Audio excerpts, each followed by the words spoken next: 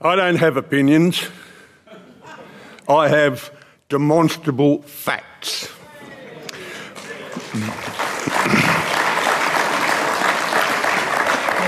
These facts are validated and these facts are repeatable.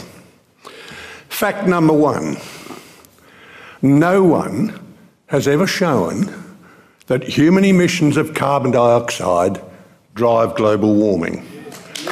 Never been shown. And if it could be shown, then you would have to show that the 97% of emissions, which are natural, do not drive global warming. Game over. We are dealing with a fraud. It's a scientific fraud from day one. We hear the propaganda that increases of the gas of life, a trace gas in the atmosphere, will bring a disaster and that we will have runaway global warming. Sorry folks, we've known for 200 years from chemistry that it's the exact inverse. When we drill into ice, we have chemical fingerprints that tell us what the temperature was, and we have little bits of trapped air. And we can show that when we had natural warming, some 650 to 6,000 years later, we had an increase in carbon dioxide.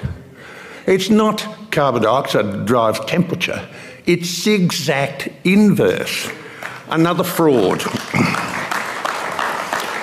We never hear about the major greenhouse gas, which is water vapour. And water vapour has a remarkable property, this weird water. When we evaporate water, we need energy to do that. Now, the Greens don't know this because they never get up a sweat. And when you get up a sweat, you feel that your skin is cool because you're taking energy to evaporate that water. And when you precipitate that water, as rain, snow or ice, it gives out energy, exactly the same amount that it took up. It is water vapour, and water, clouds, whatever form it's in, are the air conditioner of our planet's atmosphere. It isn't a trace gas, which is why the 115 models don't work. This is because they are trying to create a model that proves that carbon dioxide is doom and gloom. And we've had these sort of predictions for a long time. And in this absolutely wonderful tome, I have a chapter devoted to predictions. And I've looked at 2,000 years of predictions, people predicting the end of the world. And we've had thousands of highly qualified, eminent people predicting the end of the world. If just one of these was correct, we wouldn't be here. So there's only one type of prediction you can make which is correct, and that is if someone's predicting the end of the world, knocks on your door, sue the dog onto them because you've got history on your side. And we hear about climate scientists, whatever that is. Now, in geology, we have a 250-year track record of arguing about climate. Textbooks are full of it. We've been labouring about climate for a long while, and then there's this sudden new invention of climate science.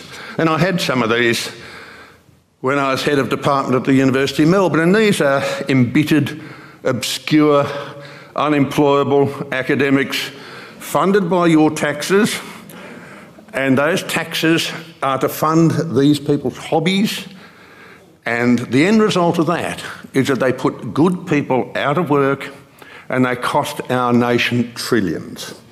So there's one group of people that use models, another group of people, I mean, this is really sinful, we use evidence. And the two are not in accord. And if they're not in accord, you've got to throw out the models, which we've seen time and time again are incorrect.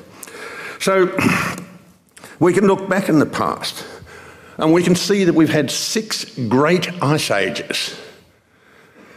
During that ice age, we'll have the ice expand, that's a glaciation, or it will contract, that's an interglacial.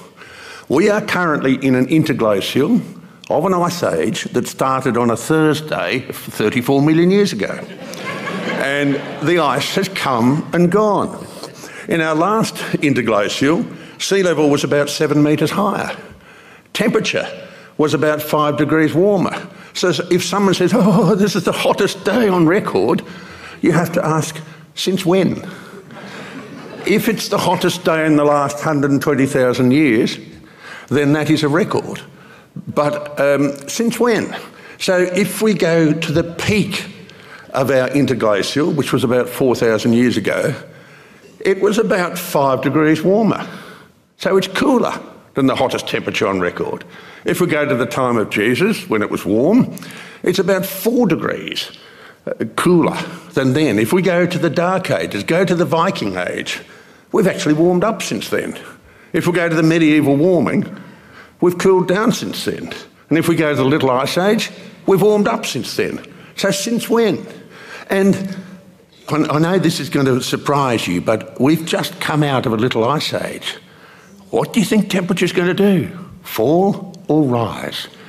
It's been rising since the Maunder minimum more than 300 years ago.